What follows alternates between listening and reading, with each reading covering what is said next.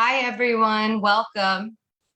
I think we are live now. Welcome to our panel about redistricting. My name is Jessica Frankel. I'm the coalition coordinator of the Louisiana Coalition for Reproductive Freedom.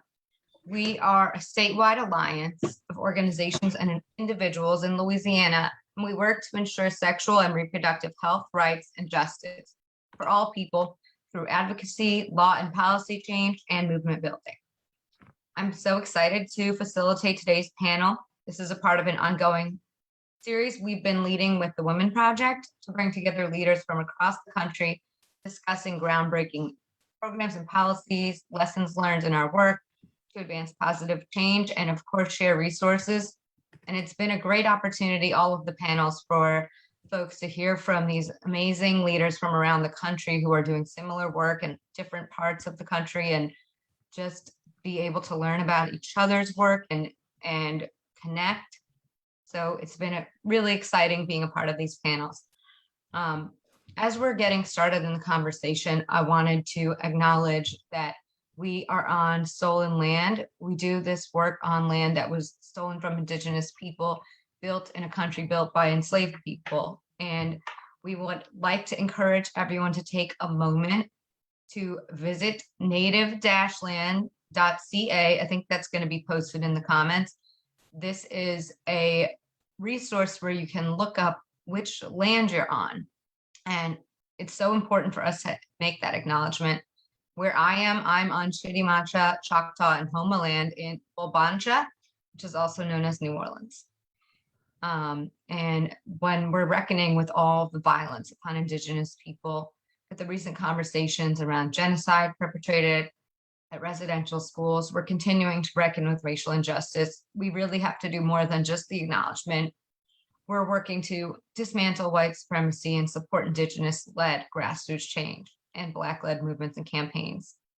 And it's also National Native American Heritage Month, so we want to acknowledge the contributions of Indigenous communities and work to right the wrongs inflicted upon them. We know we have a lot of work to do, so knowing that, we are here to share insight and expertise to build a stronger community and push and movement and push for real and lasting change. So we want to kick off this conversation by making sure people understand how current attacks on voting rights are linked to ensuring that communities are respected and included in the policymaking process. Decisions made in state houses, like each state's legislature, and other halls of power, they do actually impact our day-to-day lives. It's not just the federal government that makes decisions, and it's really critical that we are heard and seen and respected. We're going to be talking today about redistricting, and I wanted to just give a little gerrymandering and redistricting 101 if you're not somebody who is a policy wonk and you're not well versed in what that all means. Gerrymandering, these are issues that affect our democracy when the power and have to do with the power of people's ability to choose their own elected representatives. So gerrymandering is when districts are drawn in a way that favors one group or one party to concentrate voter blocks, consolidate party. Both of the major US parties have been very guilty of doing this throughout history. So we are not blaming one party because they're both totally guilty of it. And we have ended up with some really crazy looking unfair voting districts. So I would like to encourage you, we're going to have a link posted. It's govtrack.us/congress/members/map so that you can look up your own congressional district and see what it actually looks like. Mine is Louisiana Congressional District 2, and it's like a long, skinny, weird looking thing that goes along the river, and it's very clear that they're trying to isolate certain voters and not so that it can be concentrated so that this is one district that votes progressive where the rest of the state does not. Imagine if these districts were split up in a different way, there would be different power dynamics in each congressional district. So that's a common issue around the country. And we have the opportunity for redistricting every 10 years based on census data. These districts can be redrawn and it can alter the balance of power in Congress and in the states. So each time they redo the map, it lasts for a decade. all of our speakers are experts on this, and they're going to do a fantastic job of explaining it to you much better than I could, but just wanted to make sure that everybody's starting from a place of knowing what redistricting is. So our first speaker is Marcella from RepresentUs. This is an organization that brings together conservatives, progressives, and everyone in between to pass powerful laws that end corruption and fix our broken political system. So could you talk to us about current attacks on voting rights and how it impacts individuals, families, and communities? Absolutely. Thank you, Jessica. We know that state legislatures around the country are passing laws and attempting to pass a lot more laws to make it harder to vote. So recently they've been targeting popular voting methods like vote by mail, drop boxes, early voting that were widely used and kept people safe while voting during the pandemic. And state legislatures far and wide in states like Texas, Michigan, Pennsylvania, Arizona, and others have attempted voter list purges, requiring some people to re-register to vote, new voter ID laws, restricted absentee ballot requirements, and also fighting permanent absentee voter lists. And as for who this hurts, the short answer is everybody, but especially seniors, communities of color, people who have to work, caregivers, people with disabilities, and even rural voters are particularly hurt by this. So it's really anyone who might have restricted availability or disabilities that would be really hurt by this more than the average person, even though everyone is hurt by it. But politicians aren't reducing this access because it helps more people vote, but it's under the belief that the only way for them to win is by rigging voting rules to benefit themselves, which I know that we fundamentally disagree with. And just this past year, our team at RepresentUs has spent a lot of time not only fighting back against these anti-voter laws, but also passing more expansive vote by mail laws in places like Vermont. And we also ran a campaign and passed a law to revamp and modernize local elections in Maine. So we are really proud of fighting back against those things. And beyond the specific voter suppression laws, I want to make sure we're tying it right back into redistricting, but we're also seeing voter suppression in the redistricting space through less constraints on racial gerrymandering. And I'm sure people here know that racial gerrymandering has a long and dark history in this country, but this is the first cycle in decades that we don't have a VRA pre-clearance requirement that mandates states or localities with a history of racial voting discrimination get federal approval, either from the Justice Department or a court in DC for any sort of redistricting plan. This also applies to a variety of other election policy changes, but very notable in the redistricting space. And without the requirement, the process is left even more open to racial unfairness at the expense of communities of color and their representation. Now, you mentioned the VRA and the requirements, and without going into too much detail, could you just explain briefly what the VRA requirements were in the past and how those were changed? And VRA, for those who don't know, is the Voting Rights Act. Yeah, so in the past, a redistricting plan in a state that was identified as having a history of racial voting discrimination would have to submit their plans in advance to be approved by the Justice Department or a court in DC as not being a racial gerrymander. And that's no longer a requirement. And so you can still litigate that. It can still be checked, but it has to go through a different process. It's not checked in the beginning like it used to be. So how is redistricting linked to voting rights? Yeah, so when politicians craft maps so they win elections, this prohibits voters from having a real choice in who represents them in Congress, in the state legislature, on the local level. So these issues are fundamentally linked because without the ability to decide your own representation, your freedom to vote is constrained. Freedom to vote includes the ability to elect representatives of your choice, which is often diluted by either racial or partisan gerrymandering. And to be very clear, racial and partisan gerrymandering are very much linked and often used in conjunction with one another. So they're not totally separate, and they can be used to enhance each other. One way that politicians can actively harm the ability of voters to choose their own representation is through reducing competitiveness.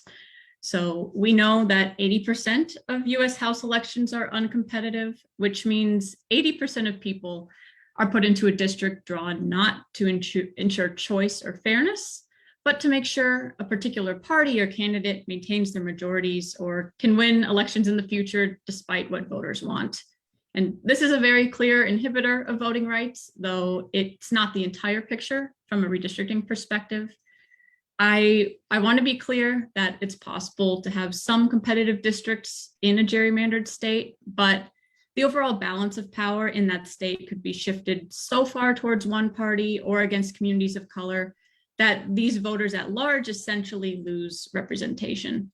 And to give you an example, in a state with 50-50 Republican Democratic representation, an overall map that gives one party a strong majority or even a supermajority would be heavily gerrymandered and hurts whichever voters are denied representation statewide, despite the competitiveness of an individual district, though that's obviously still an important factor to look at when analyzing how states and districts are gerrymandered. It's nearly impossible, if not totally impossible, to have competition in every district. But if you look at the districts statewide and the makeup on a statewide level, it can give you a better idea of how overall fairness and the effectiveness of your vote is impacted by how you're represented statewide. I think it's also important to point out that votes can be diluted by splitting communities as well, which erases or dilutes that community's representation and voice. And it's just another example of voter suppression through redistricting. And essentially by being able to choose their own voters through this process, politicians protect themselves from having to be accountable to voters. And when they can't be defeated, they don't have an incentive to solve our problems. Thank you for all of that. One challenge in pushing for reform is that not enough folks really understand the impact of redistricting on their day-to-day lives. Like I mentioned earlier, it can be kind of this like wonky conversation. So the Fair Representation and Redistricting Initiative has some great new research on how to talk about the process of drawing districts to determine representation in a way to get more people engaged. So we're thrilled to hear from Cathy Duvall, who is going to talk with us. Cathy, can you tell us about your new findings on the kind of messaging we can use to get folks who are with us to enthusiastically, energetically, and relentlessly claim this process for our communities? I definitely can. As Jessica said, I'm Cathy Duvall. I'm the managing consultant of the Fair Representation in Redistricting Initiative, which is a collaborative between funders and stakeholders across the country to really advocate for fair maps, with a particular eye towards historically underrepresented communities, and with a real focus on the racial equity and racial justice as we're looking at how communities are engaging in the redistricting process. I'm going to share my screen to do just a few slides. See if I can do this seamlessly. Can folks see it? Oops, there we go.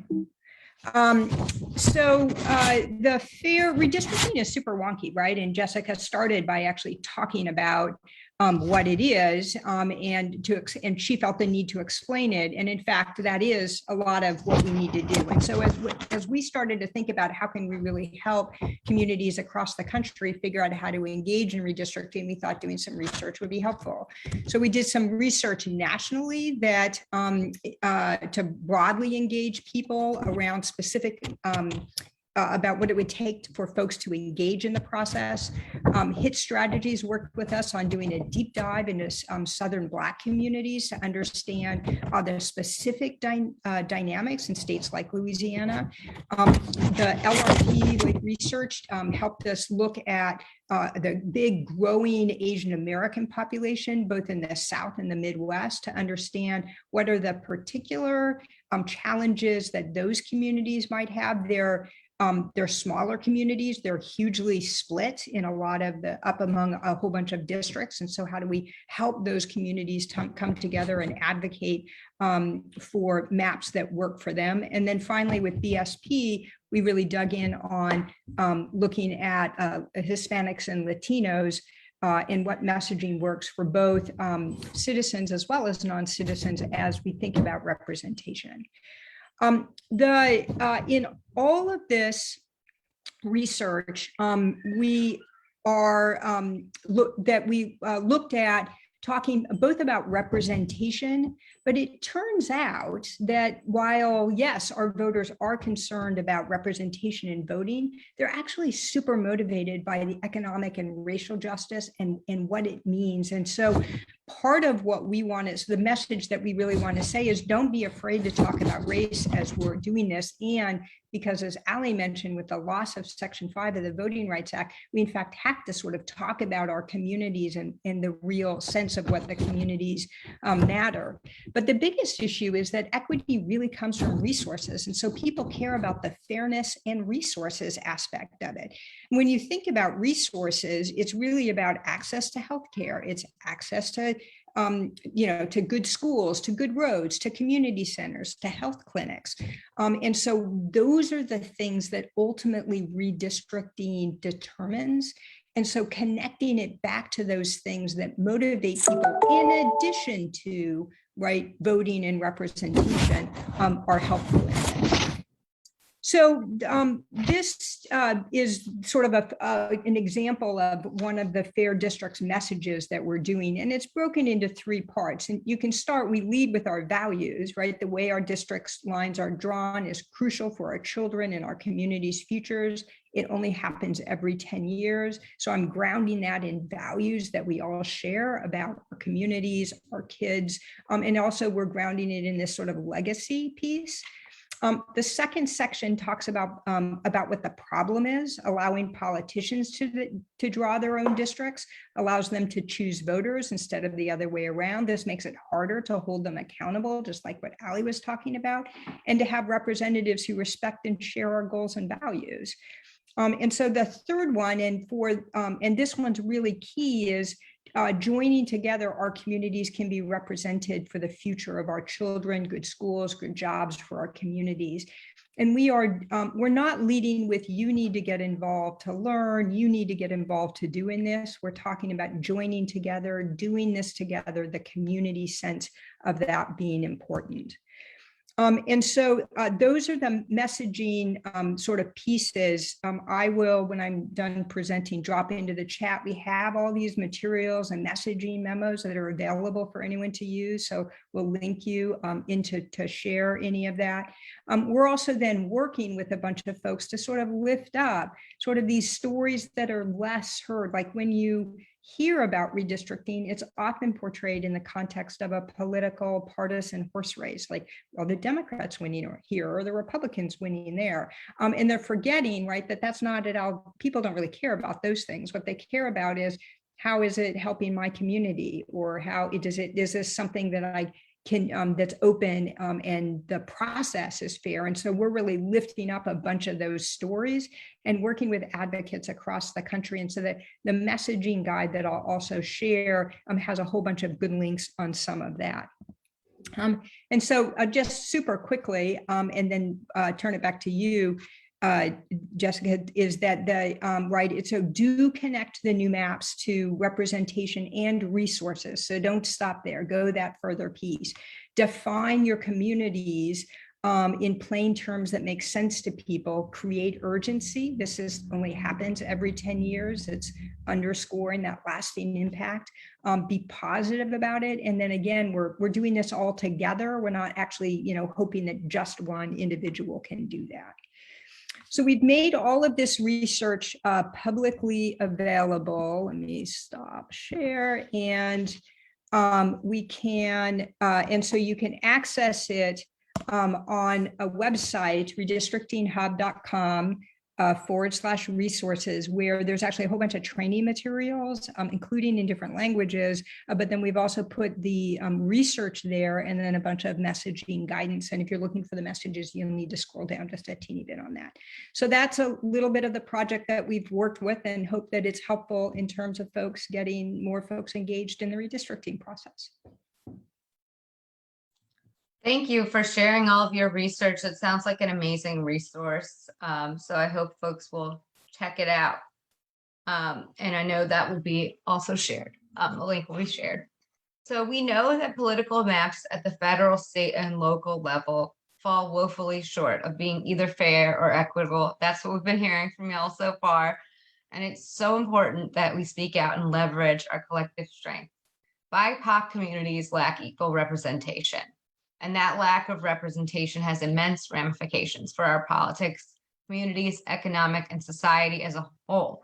So I'm gonna hear next from Peter Robbins Brown, who is one of my coalition members from Louisiana Progress, part of the Louisiana Coalition for Reproductive Freedom. Excited to hear from him today. Can you tell us, from your perspective, what would it mean to have fair and equitable maps? Yeah, thank you for having me. And I think that a lot of some of the stuff that I'm going to talk about has been covered a little bit, but get a chance to go in maybe a little bit more deeply, or certainly from the perspective that we have down here in Louisiana, that I think also translates to a lot of other states. So for years, for those of us who've been watching redistricting, I think we did hear a lot of fair and equitable, maybe some other of these sort of big concepts that can be hard to kind of wrap your head around, especially for folks who aren't, deep into this issue like many of us on this panel are. And so at Louisiana Progress, what we really set out to do was to really define those and to help people advocate for them. And a big part of that is doing something that's measurable, right? If you go in and you say to your state legislator, I want fair and equitable maps, they're going to say, what does that mean, right? Fair and equitable can mean a lot of different things to a lot of different people, depending on their perspective. So we want to try to help people get those sort of tools and some measurable principles that they could then advocate for. There's a lot of different things we can look at in redistricting, right? There's, compactness and, communities of interest and contiguity and all these different things.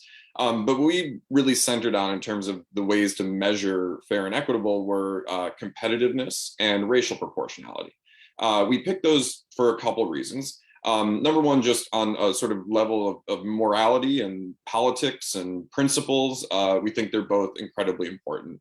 But they're also measurable, right? You can say, this is the racial proportionality of our state, of our community. And so then these local or state maps should reflect that same population percentage.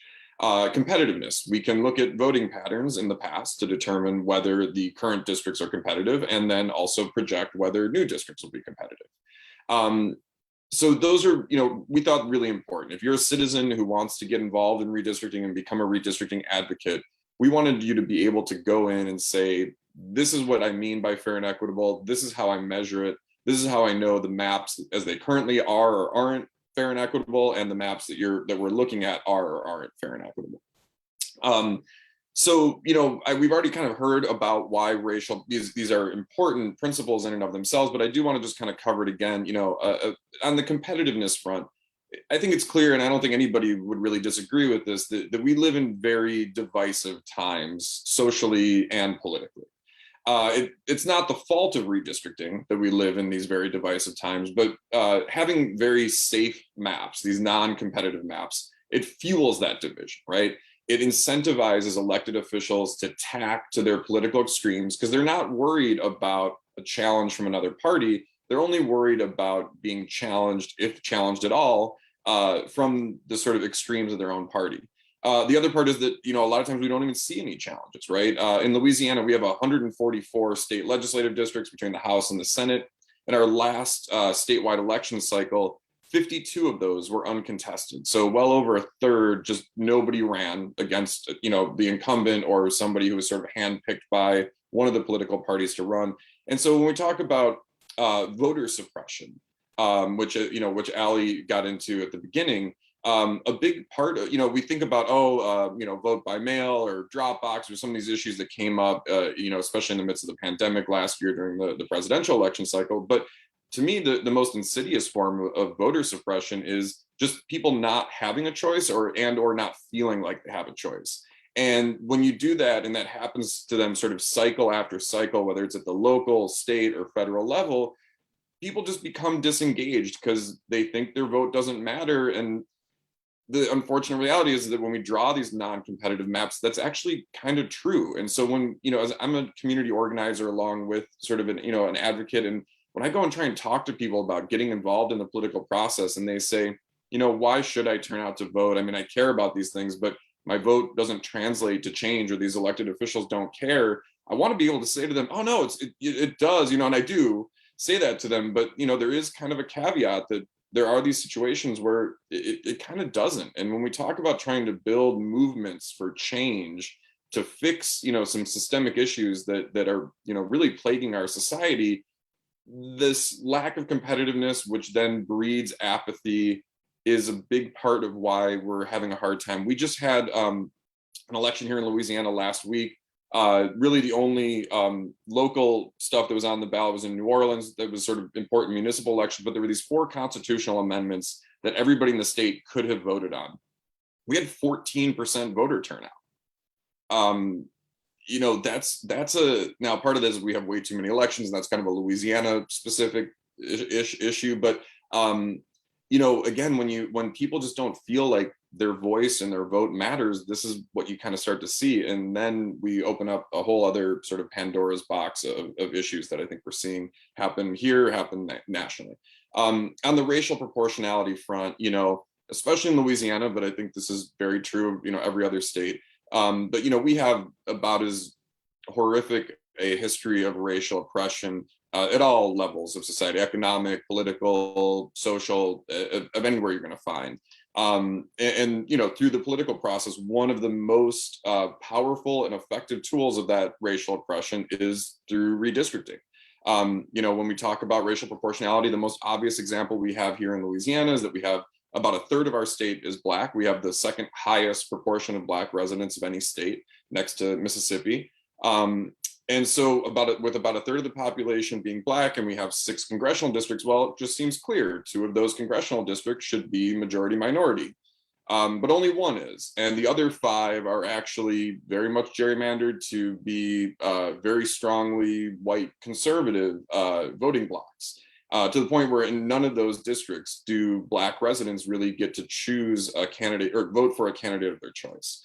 So when we talk about trying to unwind, I think some of, undo or fix or, create a better future, specifically speaking to some of those issues that Jessica opened up by talking about, redistricting can be a really powerful tool if it's done right. It can also be a really powerful tool in the opposite direction.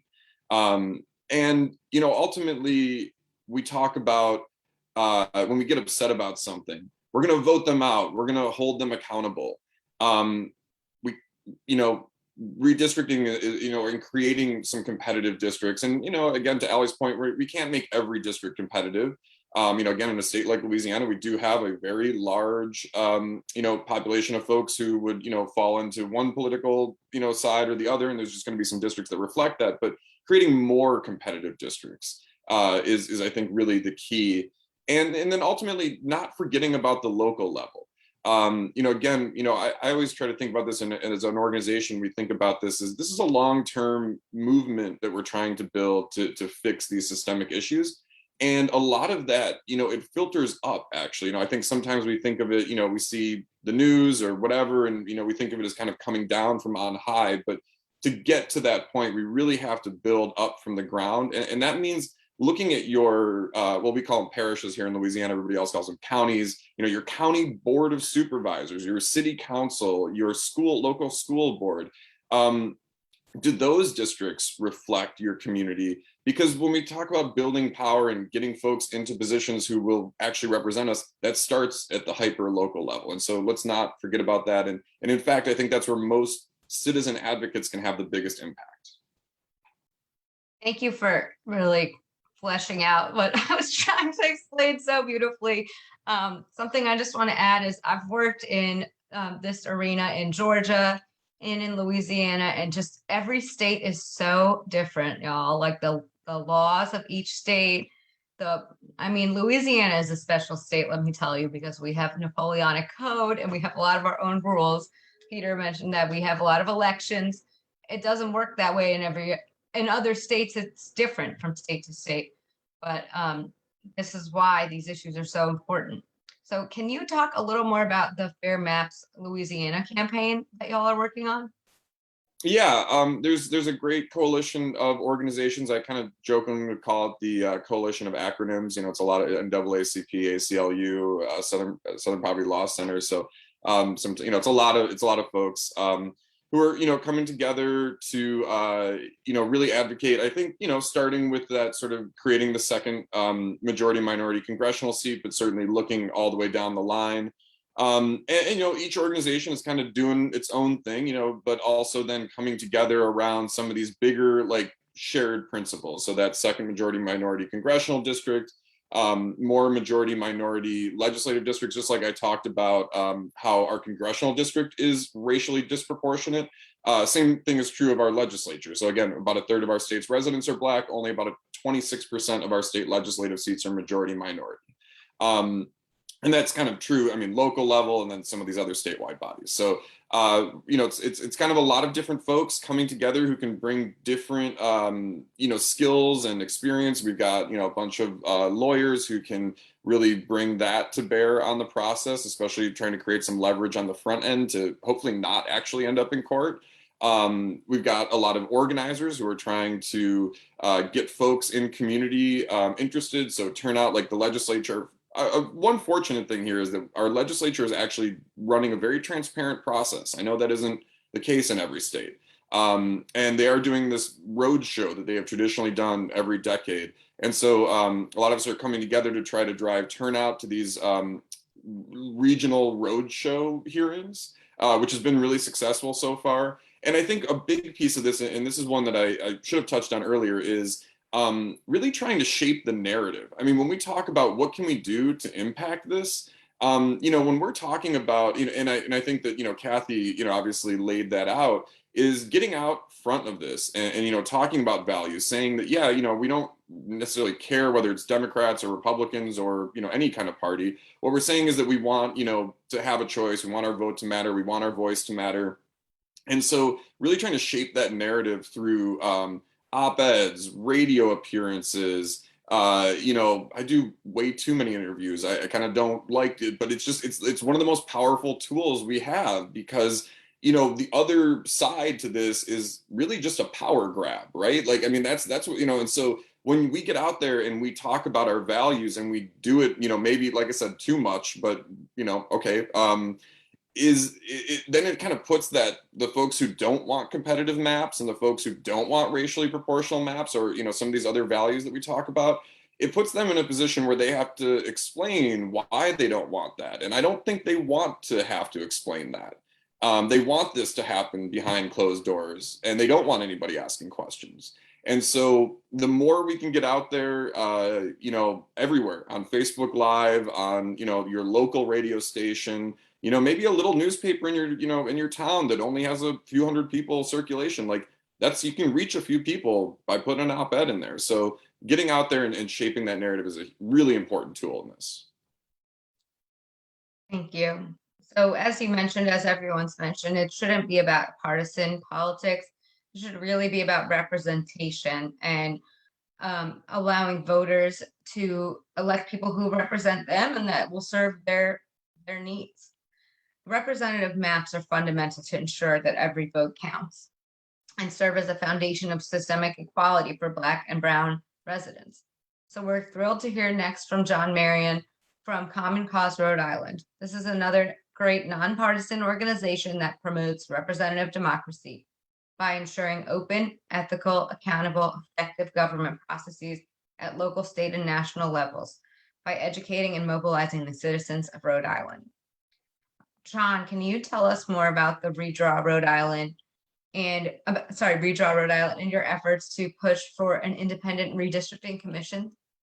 Sure, and thank you for having me to the Women Project. So I'm up in Rhode Island, but I'm part of a national organization. So our work, while we don't all work on the same thing across the country, one common theme of our work in all our states is on redistricting reform. And you've heard from a few people, starting with Allie and other people have hit on it. The fundamental problem with how redistricting is done in the United States, which is very different than how it's done in most democracies, is that the politicians are drawing their own districts. In most countries, they're drawn by someone else, oftentimes bureaucrats, but not always. And so there's a fundamental conflict of interest. I also work on ethics law, and you know, that would be considered a conflict of interest because they have a material benefit from the decisions they get to make. So, you know, Common Cause's preferred policy solution is to take it out of their hands, and they being the politicians who stand to benefit. And so we have long supported creating independent redistricting commissions. Common Cause California pioneered this in the 2010 cycle with the California Redistricting Commission, which was very successful by many measures in creating better maps for California and engaging more people in the process. The one statistic that has always just blown me away is in the 2010 cycle, 27,000 people applied to be on the commission. Like, not 27,000 comments from the public, 27,000 people stepped forward to say, I want to be a part of this process. That, even given the scale of California, that's remarkable. How many people were interested enough in affecting the outcome that they were willing to basically take what amounted to a full-time job to do that. So Common Cause has pushed this in a number of states, these independent commissions, mostly in states with ballot initiative, where voters can, using petitions, get constitutional amendments on the ballot. Unfortunately, Rhode Island doesn't have that option. The only way to get a constitutional amendment on the ballot is through the legislature. So we developed a campaign 2 years ago that we called Redraw Rhode Island. The website is redrawri.org.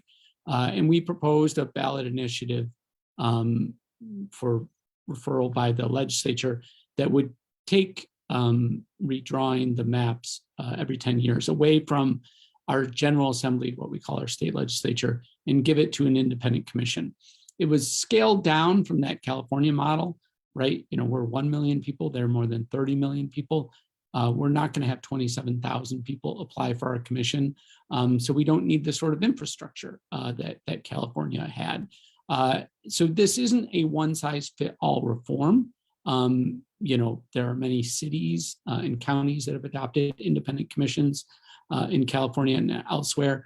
In fact, the city of Providence, Rhode Island, our capital city, has a sort of version of redistricting reform that we did in 2012. So, you know, our method is, again, taking it out of the politicians' hands. We weren't successful in that effort. We'll renew it after this redistricting cycle is over. But right now we're focused on organizing people to do what we refer to as community mapping. So Common Cause nationally is part of a coalition called the Charge Coalition. And the Charge Coalition is leading something called Redistricting Community College, where they're teaching people to draw their own communities and then show up at these redistricting hearings with maps of their communities. So you can just Google the Charge Coalition or Redistricting Community College and find some of those trainings. And our goal here is just to engage people in the process, right? This can seem pretty esoteric. 10 years ago, we were asking people to draw, you know, whole sets of maps, you know, 75 house maps in Rhode Island. Nobody's going to take the time to draw 75 house maps, but they are going to draw their community, right? And so we are using free tools like districtr.org or Representable or Dave's Redistricting app, just encouraging people to draw their neighborhood, right? What does your neighborhood look like? Why does it deserve representation? And then we're encouraging them and training them to go to redistricting commissions and say, listen, here's my community, please don't divide it in half. You know, and these are the reasons why. And it's been working, not as much in Rhode Island, but in other states. We are seeing people turn out at these hearings, empowered by these new tools that weren't available in prior cycles, and really sort of represent their communities. Wow. Well, we know that this work takes years and years and decades. So I know it's all a long haul to see to be able to really move the needle. So you mentioned some of the programs, but is there anything else about any other ways folks could get involved in local efforts like the ones you're doing? Yeah, I mean, I think there's a couple points. One is we've largely been talking about redrawing congressional maps or state legislative maps. There are boundaries being drawn for school boards. There are boundaries being drawn for city councils. There are boundaries being drawn for all sorts of special bodies out there. And oftentimes that comes after the state legislature is done, and it's being done at a local level. That is a great place to engage, right? There's a kind of a long tail to the redistricting process that we don't talk about enough. We focus on the balance of power in the U.S. House of Representatives, which is incredibly important, but it may be important to your community about where your school board lines are drawn. That may be what is entrenching, segregation in your school district. And so you can get involved there. In fact, you can probably be more powerful there because fewer people are paying attention. So find out who is drawing the lines at the local level and turn out for those meetings. So here in Rhode Island, our capital city has a little 5-person ward, they call it ward redistricting commission. And we're going to turn people out for those hearings because there are questions of environmental justice and discrimination that are a result of historically drawn city council lines involving the Port of Providence. And those can be remedied through the redistricting process, but only if people get involved at the local level. And these same tools that can be used to draw communities to affect state legislative and congressional district lines are in some ways even more powerful at the local level. It's more important that neighborhoods not to be divided when it comes to who represents them on the city council. So thank you for sharing all of your work. Tremendous work is being done through grassroots organizing and engaging the process as it exists, but the process itself needs to change. So Lauren Bealore from State Innovation Exchange is here to talk to us about legislative efforts to reform redistricting. State Innovation Exchange, or SIX for short, gives legislators the tools and building blocks they need to move bold, progressive public policy. Lauren, can you tell us about a few of the recent victories in state legislatures to improve the redistricting process and help ensure that states have fair maps? Absolutely. So thank you so much, Jessica, first and foremost, for the lovely introduction, also for having me on today's panel for really this important dialogue at a very contentious time as we're diving into redistricting. As mentioned, State Innovation Exchange, or SIX, is a national resource and strategy center that works with legislators to amplify their voices around progressive and equitable policy and provide them with the resources, tools to be able to do so. So happy to be here as the democracy director for SIX. So the first thing I want to dive into here, because typically redistricting and victories are not necessarily in the same sentence. So the first thing I want to dive into is how we're defining victories. With redistricting, every little effort could technically be defined as a victory.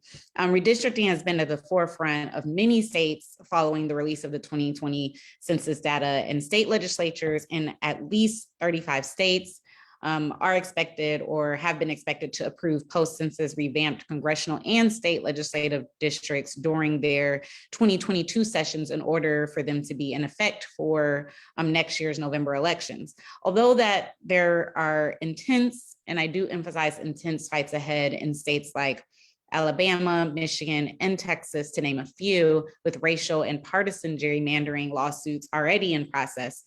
States like Maine, for instance, emerged with less controversy in 2021. In September of this year, the Maine legislature approved new congressional legislative and, as it's been mentioned for the local level, county commission maps without the heavily contentious bipartisan fights and gerrymandering that plagued efforts in other states. The maps were approved by a 2/3 majority in both chambers, and the Governor Mills, wasted no time in providing her signature, making Maine the second state after Oregon to complete the redistricting process. Now, Oregon, 2 days prior to Maine, the Oregon Democrats passed plans for new congressional and legislative districts on mostly party line votes. And also in September, Colorado's independent redistricting commission, and it's important to note the type of commission, agreed on a congressional map and went to the Colorado Supreme Court for approval. So one thing I want to highlight here, one, these are different types of commissions, but all still getting it done early. Another thing to note is a pattern here.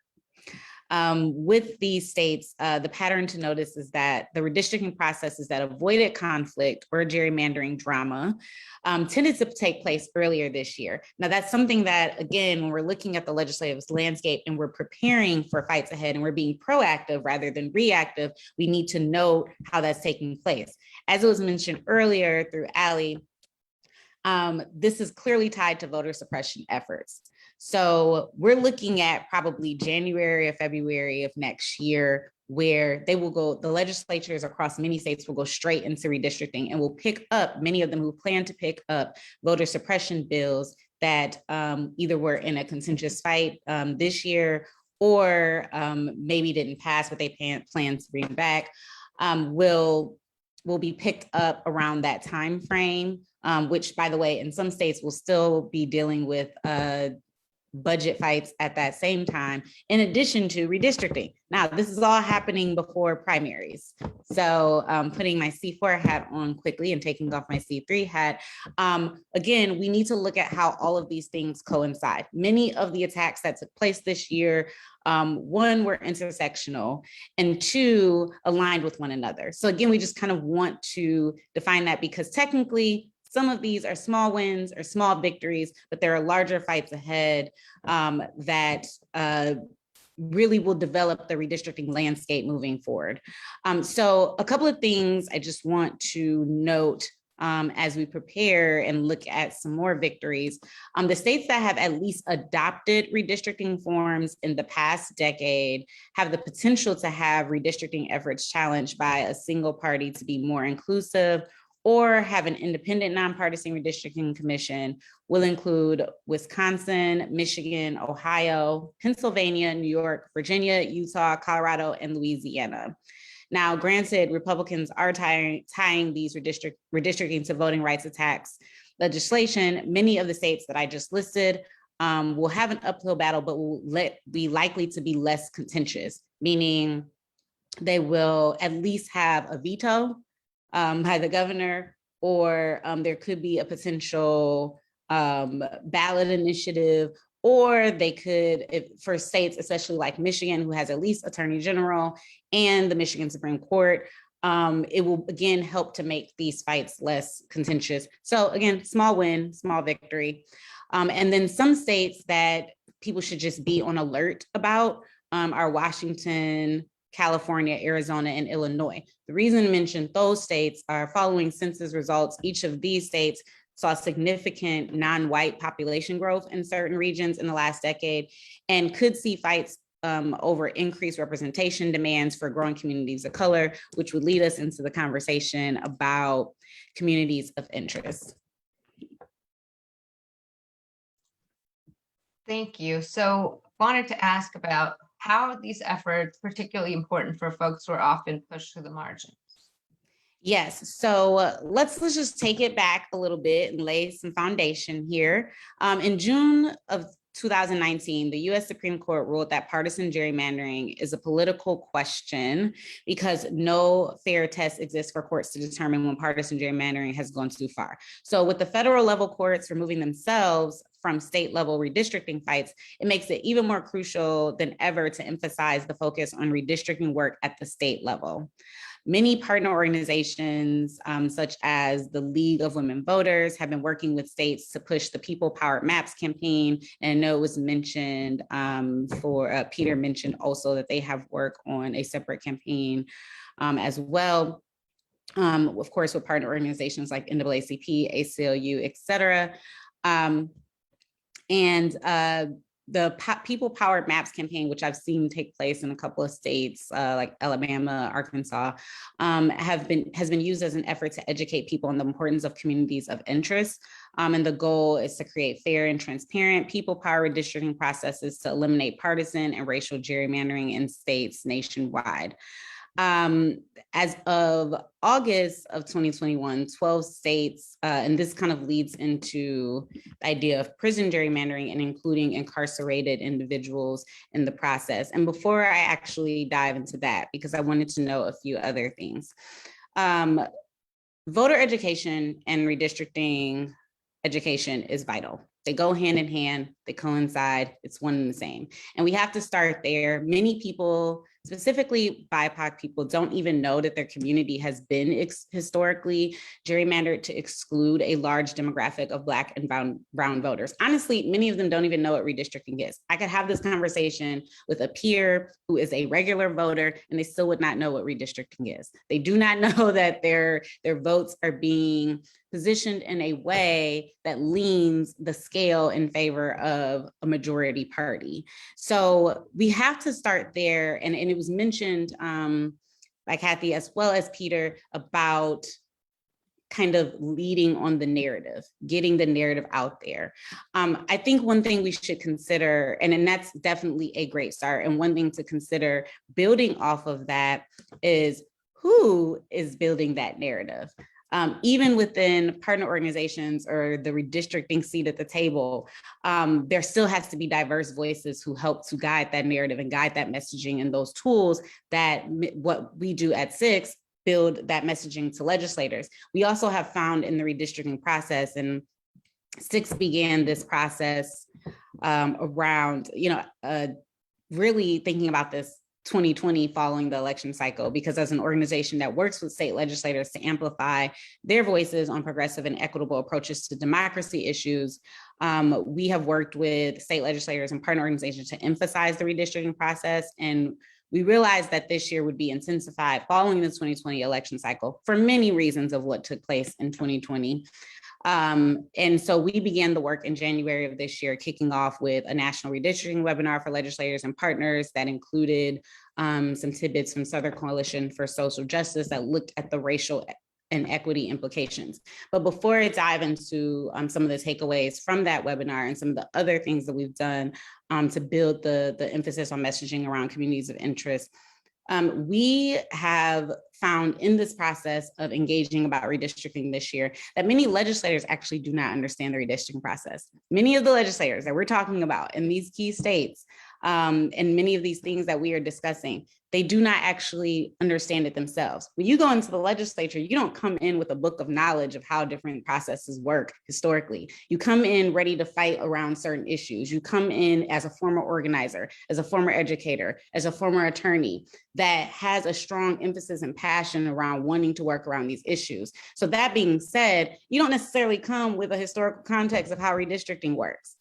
So it's our jobs to help support the legislators on that messaging and getting around that, and also to break down that process to not just communities of interest, but to the legislators, because they are their representatives. They cannot push out that messaging of fair and equitable maps if they don't understand that. And thus far, in the past, historically, a lot of, and this is for myself having conversations with legislators, a lot of the messaging has been fair maps. Okay, but what does that mean? Like, what does equity mean to you? We have to start defining these terms that we're using, whether it's progressive, equitable, fair. We can't just use terms and expect people to understand what that means or expect there to be transparency. So part of the transparency of the process is breaking down what things mean. And that includes breaking down how we're shaping the narrative and who's in charge of shaping said narrative. So that being said, we held a national redistricting webinar in June, understanding that we needed to get ahead of the process because we knew it was going to kick off in fall after they released the census data. And some of the key takeaways from that was that the unique context of the 2020 census and 2021 redistricting process created a redistricting cycle unlike any before, but the federal requirements for redistricting remain constant. 2, transparency in the redistricting process is crucial to allow input from minority communities and communities of interest. 3, redistricting is usually viewed in partisan terms, but we need to name and account the larger historical perspective and recognize voters of color are frequently targets or caught in the middle of redistricting fights. 4, center the redistricting process on the voices, experiences, and participation of Black and Brown communities and other people who have been historically marginalized. 5, as we launch further into redistricting, especially in 2022, there are still ways in which everyday people can be involved in the districting process, many of which has been already named on this panel, and always emphasizing that it varies state by state. So there needs to be a breakdown of how that works in each state, and there are several resources for that through Campaign Legal Center, Brennan Center, and SIX has provided that as well. Also, again, SIX is here available for those resources as well. So that's just some of the takeaways that we did from the National Redistricting webinar that we held. And then we moved on to hosting a teletown hall with that featured a Q&A with North Carolina legislators and just getting their thoughts. It was mentioned about putting out things in newspapers, op-eds, et cetera. Part of the ways we do that is by amplifying the legislators' voices in the media around redistricting as well and getting their take state by state. They're the journalists, so to speak, that can help tell the story in their state.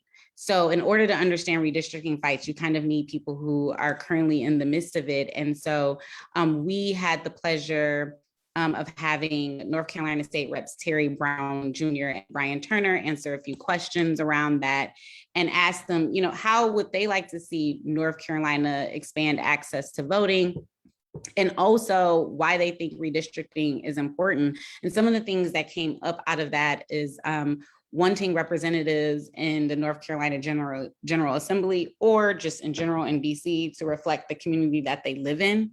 And also recognizing the gain or subtraction of congressional seats, which would be a huge change for their state. And also understanding and encouraging people to get engaged in the process, and of course, providing resources, which I will include in the chat as well.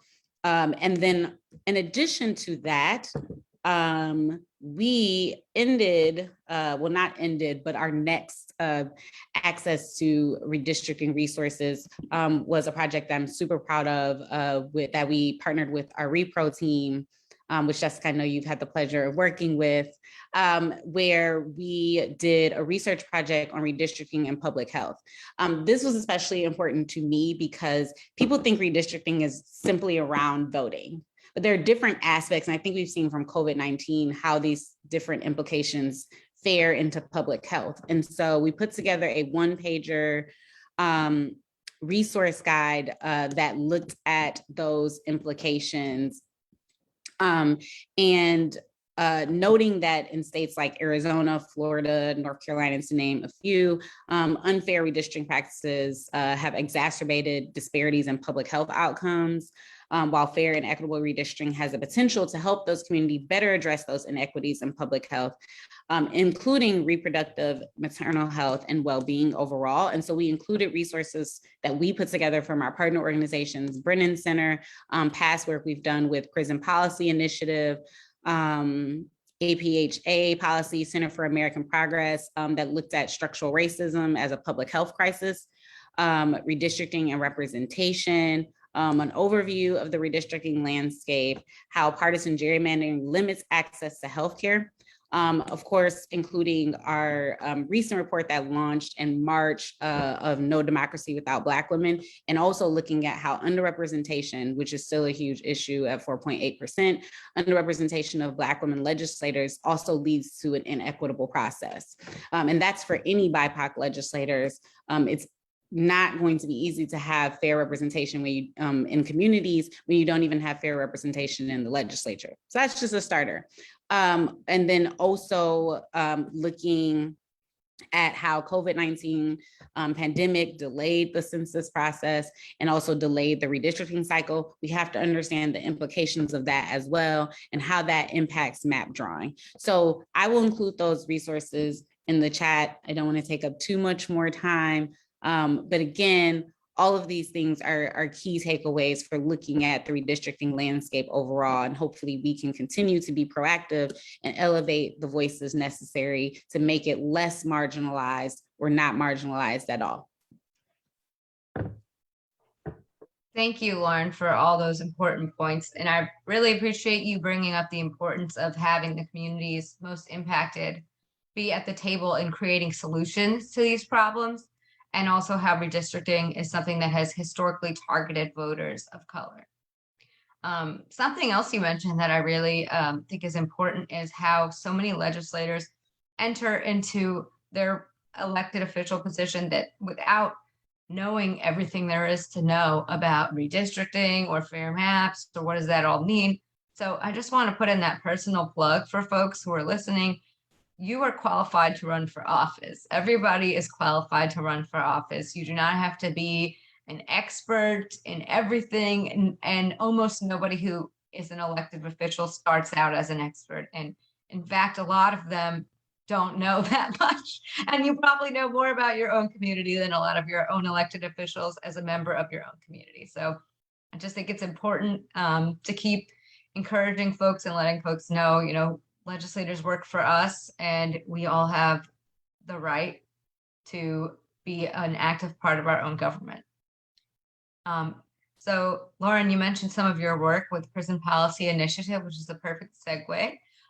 Since the first US Census in 1790, the federal government has included incarcerated people in the population counts where they are imprisoned. This is a technical detail of a little known policy and can have outsized impacts on prison towns across the US for the next decade. The Prison Policy Initiative is working to do something about it. So we're going to hear from Aleks Kajstura from Prison Policy Initiative. Aleks, can you tell us a little bit about prison gerrymandering, what that is, and the impact in how states are working to end this practice? Yeah, thanks for having me here today. And prison gerrymandering in the context of redistricting is an important issue to tackle because it's something that works in conjunction with all the other kinds of gerrymandering that have been talked about. It really gets to the core of redistricting, which is the underlying data that you're using. So as Jessica mentioned, since 1790, the Census Bureau has counted incarcerated folks at the location of the facility where they're at on census day, rather than their home address. So while everybody else is counted where they live and sleep most of the time, somebody who's incarcerated is counted at the location of the facility, no matter how long or short that they're staying there for. And when that data is used to draw district lines, it ends up kind of padding out districts that contain correctional facilities. And you end up with districts that incarcerated folks disproportionately come from, but also every single other district without a correctional facility ends up with less representation than they warrant by their population. And so the way this started is kind of good to know if you're going to end it. So in 1790, the process, you know, there wasn't redistricting back then. So this was just something that was done out of convenience by the Census Bureau. And it progressed onward. And, it, you know, incarceration wasn't as big part of the American infrastructure as it is now. So, you know, in 1790, it worked just as well as 1970. Going forward from there, we had a rise in mass incarceration in this country. And in so doing, you've really infected the redistricting data through the Census Bureau practice, where even if you try to draw equal districts, because the Census Bureau counted so many people in the wrong place, you're going to end up with a skewed effect, mostly trending away from our urban areas and giving that power to remote rural areas where the prisons are sited. And this has a pretty big impact. You know, John and I were at a hearing in Rhode Island last night where unless they do something, they're going to draw a district where 20% of the people in the district are just incarcerated in the correctional facilities there. What they've done historically is they've tried to kind of wiggle the redistricting, the district lines in between the number of facilities they have there to kind of spread out the impact among different districts. And that's worked to a degree. Like, they haven't prison gerrymandered as much as they could have, I guess, but that's kind of the least of the stopgap measures that states can take. A lot of states are now trending toward just fixing the census, basically, for redistricting purposes. They take the census data that the Bureau gives them, they take home address data from the Department of Corrections, and they map out all that data, correct the census data for redistricting, and about 12 states are doing this. They'll be drawing their district lines based on counting everybody at home. Then you have kind of states like Massachusetts, where similar to Rhode Island, but they're a lot better at it, is they're looking at the data that the Census Bureau actually now publishes, what they call the group quarters populations, which is the population they counted in the facilities, so that a state is no longer blind when redistricting. They actually know where the faults lie in the census data. So what Massachusetts is doing is, well, actually, they just finished, they drew their lines while keeping an eye on that separate table that the Census Bureau gives them, so that they don't accidentally fall into prison gerrymandering issues. And, you know, even as I mentioned before, it's something that works in conjunction with other gerrymandering.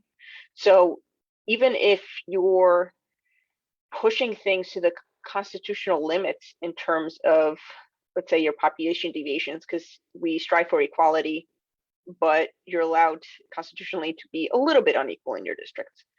But there, you know, there's an end to how unequal those districts can be. But if you draw a district right against that line, and then put a lot of correctional populations in it at the location of the facility, then all of a sudden, if you're looking at the real members of those communities that live in that district, all of a sudden that district is way outside constitutional bounds.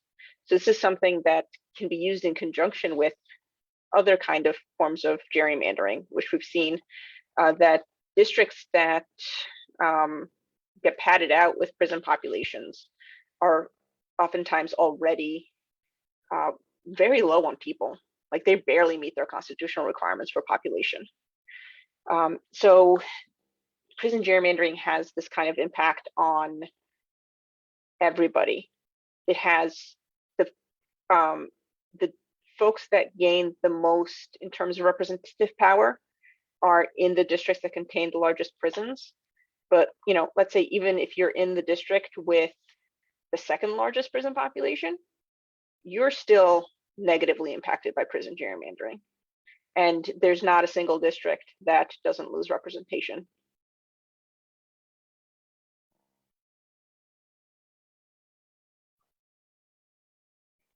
And so what the states have been doing so far is they've been doing this adjustment, like I talked about. The folks at the local level have talked about local redistricting as well. They were actually the pioneers of fixing prison gerrymandering. There have been over 200 counties and cities and local jurisdictions that have corrected this, because, you know, if you're drawing, if you're a small county out in the middle of nowhere, you don't have much population, you're drawing districts that are about, you know, 1,000, 2,000 people each. If you have a large state prison there, all of a sudden that makes up pretty much a significant portion of a single district. A lot of these places would be forced to draw a district that would be perpetually vacant, because there are no actual residents to fill the seat to run for office. And so when the local government started saying this, they started taking action, because it just became so obvious. And from there, it went to state action as well.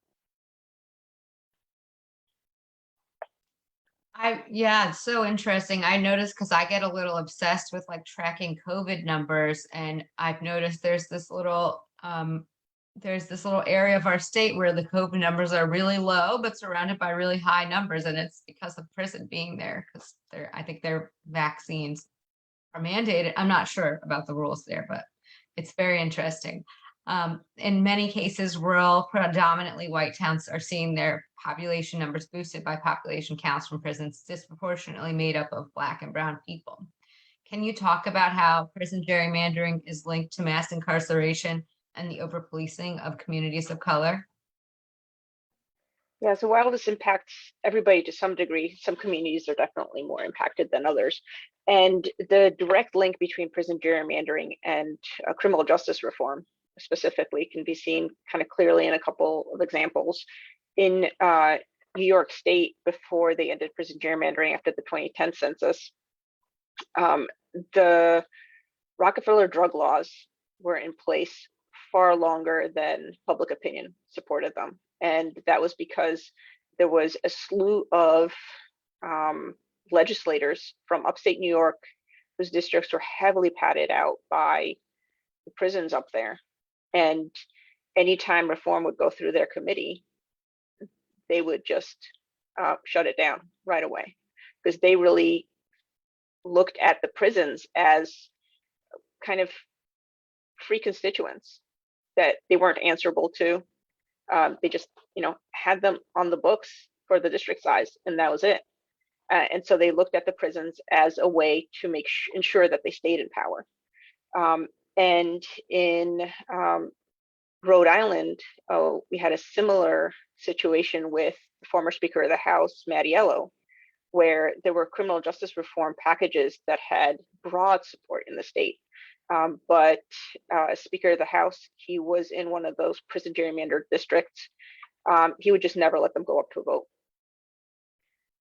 So there's a very clear direct line for legislation in those cases, but it's also just an insidious systemic shift in priorities, where if the communities aren't represented correctly, the priorities of the legislature shift. And this is something where we talked about resources today, that it's not just about political power, but it's also where your resources go. And while there are no funding formulas that are kind of tricked by this census work, and no funding formulas would change with a change in the redistricting data, because no funding formulas use redistricting data, of course, this would create a shift in priorities. Once you have equal representation based on where people actually live, based on communities, that starts to shift the priorities of the legislature to reflect the needs of the communities. And so you have things like police reform, criminal justice reforms, school funding, all sorts of things start to shift. Thank you for that. As long as the Census Bureau continues to count incarcerated people in the wrong place, any state-based solution is a helpful stopgap measure, but we are grateful for the state's efforts to right this wrong. We also wanted to mention there are also efforts to ensure that not only maps are fair, but that communities are truly represented. The LGBTQ Victory Fund is urging political map drawers to create districts that help large gay populations gain representation. They are launching a first of its kind effort to lobby redistricting authorities in different states to consider gay populations as communities of interest in map drawing. There's also opportunity districts, which have contributed to explosive growth of BIPOC in elected office. We Belong Together is about making sure LGBTQ communities are not ignored or denied political power in places where there are large numbers and a collective voice, which would intentionally and authentically represent the district. We have about a little under 15 minutes left, so I wanted to see if there are any questions so far, and coming from our Facebook page. I'm just going to give a moment for our lovely Facebook moderator to send me any questions if there are any.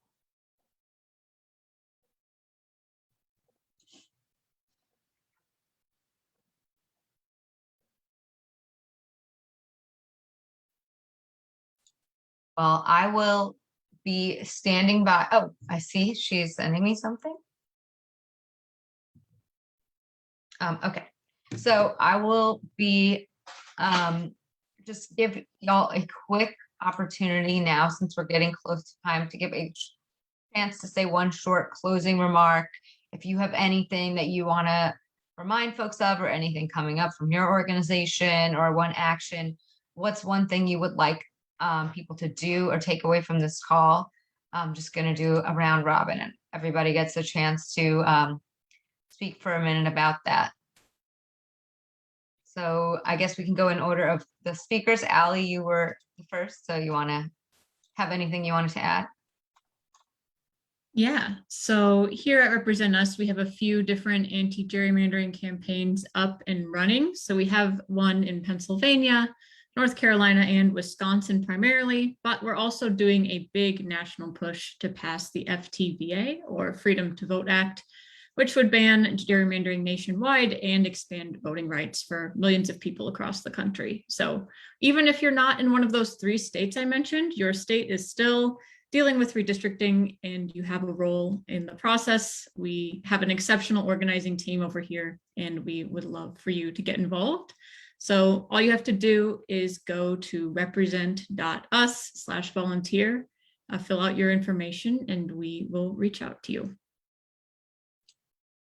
Cathy, do you have any closing remarks? Yes, really just first off, I really just want to lift up what John and Peter had mentioned, which is that even if the congressional and state legislative redistricting is done in your state, the local redistricting isn't, and it's going to continue in most states through the course of 2022. So there's plenty of time to get engaged in some of that redistricting. And as was mentioned, it's sort of, you can actually have a little bit more of an outsized influence on what's happening on the local level. And there's no question, particularly in the South and in some of the politically harder states, for us to move agendas, that what is happening at the local level is going to make a huge difference.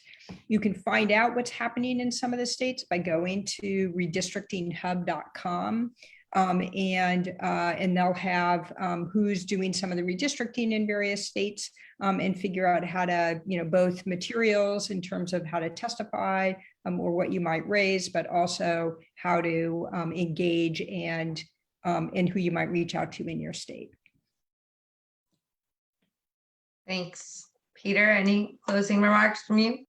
Yeah, I'm guessing that, for those who are watching this, they already know how important redistricting is. But in that vein of trying to get out and message this and shape the narrative and talk to other people and get them involved, one of the things I always try to talk to folks about is that it doesn't matter what you're interested in, it's a redistricting issue. So if you care about criminal justice reform, that's a redistricting issue. Education, redistricting. Healthcare, redistricting. It's all redistricting, because your legislators, for the most part, are really just reflecting and representing their districts. If you see a legislator, a local official, and you're like, how could they act like that? Or how could they vote like that?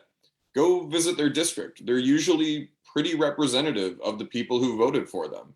And so everything we want to work on comes back to redistricting. And so I think, in a way, if you're kind of taking this conversation, you're going to go out to your friends, your family, Thanksgiving dinner, whatever it may be, and you're trying to get other people involved and interested, just let them know that anything they care about, it all comes back to redistricting. And then the final thing is, for those of you who are watching this, who are in Louisiana, we are really at Louisiana Progress trying to partner with people on the ground who want to work on local redistricting campaigns. And so I'm putting my email there in the chat. I'm also going to put the link to our redistricting page where you can find, we have a 3-part guide. 4th part is going to be coming out soon. Part 1 is a redistricting 101, like you would see, I think, from just about any organization on here. Part 2 is a glossary. Part 3 looks at specifically Louisiana redistricting. Part 4, which we'll have up shortly, will deal with how to advocate on redistricting. And then we also have some presentations. We already have a couple parishes, for those of you outside of Louisiana counties, presentations on some parishes and sort of dealing directly with competitiveness and racial proportionality in those parishes. We're going to keep adding more. But if you live in Louisiana and are interested in doing some local redistricting advocacy, please reach out to us. We want to help you. We want to support you. We want to give you the analysis, expertise, communications, all the kind of stuff that you need to get that done. And I suppose if you're in another state and you're just interested, you can also reach out to us. But yeah, mainly looking at Louisiana. Thank you. Thank you. John, do you have anything you want to add? Sure, and thank you again for hosting this. This was great, and what a collection of people to bring together. I want to make one more point, which is that, you know, I kind of talked about the long tail, right? And it's congressional and state legislative, and then local redistricting. But then, you know, if you think about it, then comes another wave of reform, because right now we're at peak redistricting, right? People are paying attention to redistricting now more than they will for another 10 years. And so now is the time to be having the conversations about, listen, you might not be satisfied with the outcome of what's happening in your state or community right now, but we need to spend the next 10 years fixing it so that we don't repeat this cycle. It's hard to get people motivated about a reform that doesn't take effect until 2030. And I think Aleks and I might have seen last night that with prison gerrymandering in our state, the reform might not happen for yet another decade. But now's the time people are excited about this and they're informed about this. So now is the time to get them involved. There are endless numbers of organizations, many represented here, but many that aren't, that you heard about: League of Women Voters, the Brennan Center. I mean, RepresentUs is here, Common Cause, working on the ground. I mean, innumerable organizations we didn't mention. Get involved with the local organization. As I said, redistrictingcommunitycollege.com is our hub, along with a lot of those allies for educating people. And it also has this fun feature, which is we put out a weekly newsletter called the Gerrymander Gazette. It's an email newsletter. So if you're really jonesing for like your weekly update and you're into newsletters, which a lot of people are, as a way to get sort of all your news in one email, sign up to get the Gerrymander Gazette. I'm sure Dan Vicuna, who puts that together, will be grateful. But thanks again for the opportunity. Thank you. Lauren, go ahead if you have anything you want to add. Yes, I think John gave a great segue to some last takeaways that I was going to include, which is really building that long-term investment, as he noted, and thinking about the next 10 years, maybe even 20 years ahead. One, because the redistricting process lays out what the next decade of your political landscape looks like. Two, we're also in the transparency and accountability era. So this is the time to really take advantage of that. 2020 was that wake-up call. It was that alarm to get us up, but it wasn't the end of that fight. And so we kind of need to think about that as it relates to not only midterm elections, presidential elections, but also local elections as well. For the organizations or anyone on the call that works with organizers, people on the ground. There have been several organizations mentioned to connect with, to collaborate with, and then making sure that we're placing diverse voices at the forefront and really building a foundation of grounding race and equity into the redistricting process. Also, for those that work with legislators like Six that are on the call today, I included a lot of resources in the chat and also my email address, but for partner organizations, we are always looking for ways to provide our legislators with more resources. So please feel free to reach out if you would like to collaborate, whether it's around a messaging training or providing more tools at the forefront of a briefing for legislators as well. So again, all of those things are in the chat, my information, and thank you for providing this platform to have this dialogue today. Thank you. I know we have one more person, Aleks. Aleks, do you have anything to add? I mean, I think I'm going to double up on what a lot of folks have said, which is get involved. If your state is still redistricting, go to those redistricting hearings, argue against prison gerrymandering. There's data that the Census Bureau is putting out to help the states avoid it. The Census Bureau's actively providing help to the states to deal with their own problem. And if your state is done, move on to the local stuff. Go to your counties, parishes, school board cities. And, you know, even if all you care about is the school board, a lot of places use the same map as the county or the same map as the city. So make sure to go to all the meetings, or at least know how they all interact. Just ask somebody, and you know, these tend to be smaller meetings, so your voice will have a big impact. Thank you. And I just wanted to mention, I know folks were putting things in the chat, their contact info. So since this is going stream to Facebook Live, it's not actually, I don't think the audience can actually see the chat, but I will share those resources in comments on our video to make sure those are there. Oh, and it's also been shared on the Women Project's Twitter and under hashtag RJ Combos. Before we close, I just wanted to give a plug to some of the work LCRF members are doing. There is a very scary Supreme Court case coming up. We're going to be hearing on December 1st that directly challenges Roe v. Wade. We're going to be hearing from Lift Louisiana and Center for Reproductive Rights this Thursday. They are going to be providing a litigation briefing call about the litigation landscape and how it would impact Louisiana and what this will mean for reproductive rights in our communities. We also hope we'll hear from y'all. Hope you'll be speaking out on December 1st as part of Supreme Court arguments on the Mississippi 15-week ban, and commit to doing all you can to get bans off our bodies.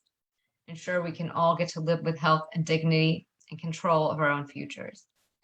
We are also looking forward to co-hosting a series of discussions around mutual aid and opportunity to give back over the next month. So I know that will be a really great conversation. There's more to come. We know this work is tiring and frustrating, and it's sad at times when our communities are under attack, but we are in it together, and together we are strong, and we will make a positive impact.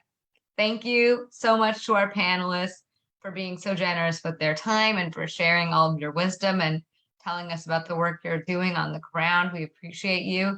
And we hope that you will follow all their organizations on social, digital, so that you can continue to hear from them and support our work to push for reproductive health rights and justice. Thank you, everyone.